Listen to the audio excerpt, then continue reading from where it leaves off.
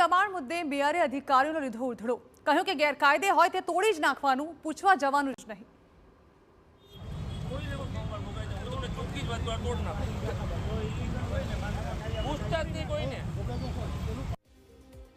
આ છે સુરતના મેયર દક્ષેશ મામાણી, જેણે દબાણ મુદ્દે જાહેરમાં અધિકારીઓનો ઉધડો લીધો અને જાહેરમાં અધિકારીને ખખડાવતા કહેવા લાગ્યા કે ગેરકાયદે હોય તે તોડી નાખવાનું હોય અને કોઈને પૂછવાની પણ જરૂર નથી.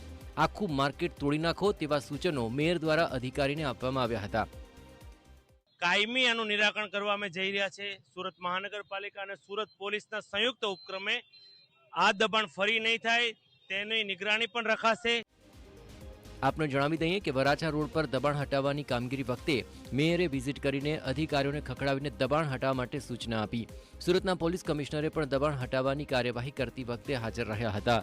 મહત્વપૂર્ણ છે કે તાજેતરમાં ધારાસભ્ય કુમાર કાનાણીએ પત્ર લખીને વરાછા રોડ દબાણને કારણે ભારે ટ્રાફિક થાય છે તેવું કહી દબાણો હટાવવાની માંગ કરી હતી, જેને લઈને આ કાર્યવાહી કરવામાં આવી છે અને આગામી દિવસોમાં પણ આ પ્રકારની ડ્રાઈવ ચાલુ રહેશે તેવું પોલીસ કમિશનરે દાવો કર્યો હતો.